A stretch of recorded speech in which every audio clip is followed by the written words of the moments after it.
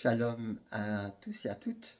Je vais avoir un petit partage avec vous sur faire la volonté de Yahweh.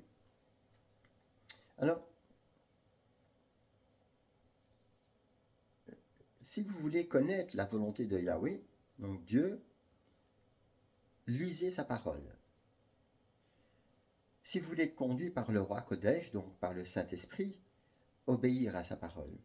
Alors, j'entends beaucoup de personnes qui se posent la question de savoir comment connaître la volonté de Yahweh. Ils vont prier, ils vont jeûner, ils vont lire des exhortations, ils vont lire la Bible, ils vont tout le temps en fait faire des choses pour pouvoir connaître la volonté de Yahweh. Mais la chose la plus importante qui est inscrite dans la parole de Dieu, ce n'est pas de faire des choses pour Yahweh, mais c'est de se laisser faire et se laisser conduire par Yahweh. Donc, comment être sûr que c'est bien le roi Kodesh, le Saint-Esprit qui nous dirige? euh, Certains cherchent des visions, des songes, des paroles prophétiques. On va trouver tel ou tel prophète parce qu'on pense que le prophète est le devin qui va vous dire votre passé, votre présent, votre futur. En réalité, le rôle du ministère et du prophète n'est pas du tout celui-là. Le rôle du ministère et du prophète, c'est l'épée de la parole et c'est ramener à la parole. Un jour, j'aurai un partage sur les 5 ministères, quel est réellement leur rôle.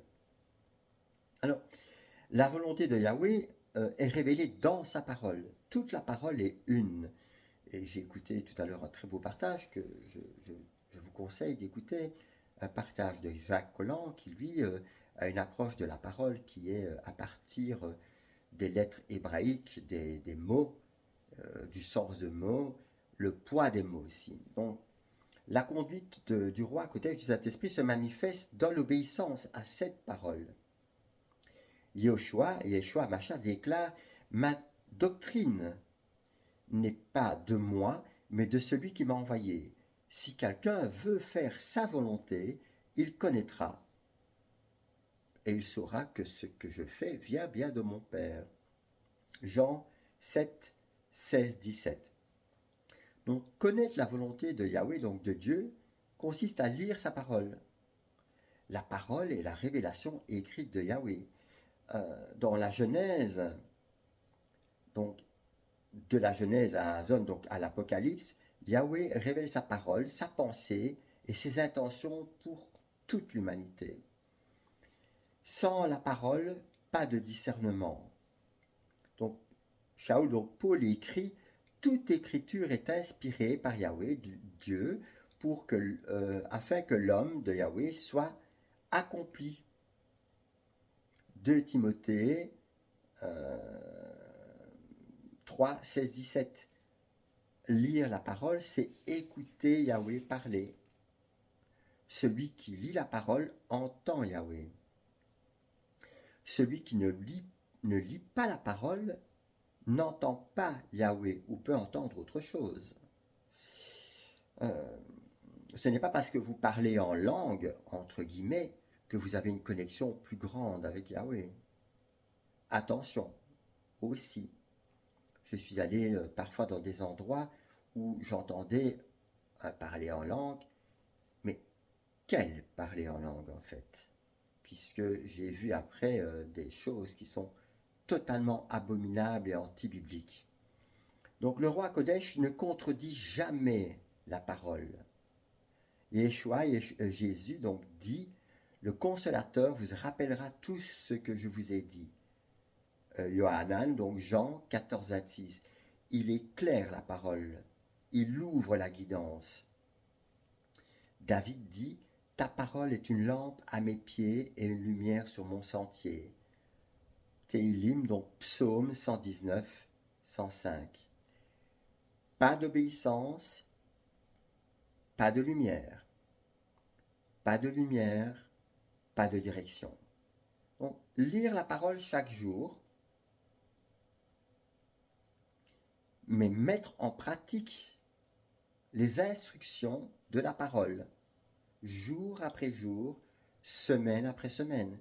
Priez afin que le roi Kodesh ôte le voile qui est devant l'âme, donc toutes les blessures d'âme, l'esprit, toute la religiosité et tous les systèmes religieux apostats, puisque au mois de décembre 2019, le Seigneur m'a conduit à Rome pour dire à Francesco, qui était pape à l'époque, que tous les systèmes religieux, dont l'institution catholique romaine, étaient jugés et condamnés.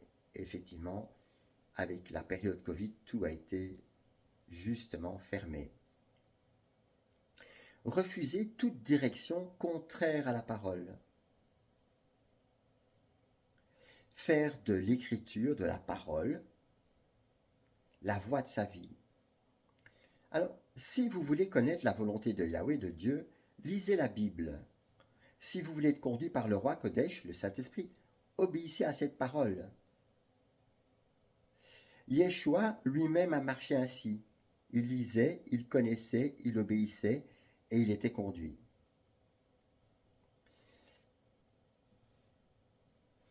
Je reprendrai ce partage en fait à partir d'Ésaïe 4.1. 7 femmes se saisiront d'un seul homme et diront, nous n'avons pas besoin que tu nous habilles, nous n'avons pas besoin que tu nous nourrisses. Fais-nous seulement porter ton nom et lave notre honte. Êtes-vous revêtus du manteau du Machia? Êtes-vous conduit par le roi Kodesh ou par vos désirs, votre je? Quelle est la part de vous qui n'est pas passée à la croix? Que le roi Kodesh, le Saint-Esprit, vous conduise et sortez du milieu d'eux, mon peuple, ne participez pas à leurs péchés. Shalom à tous et à toutes.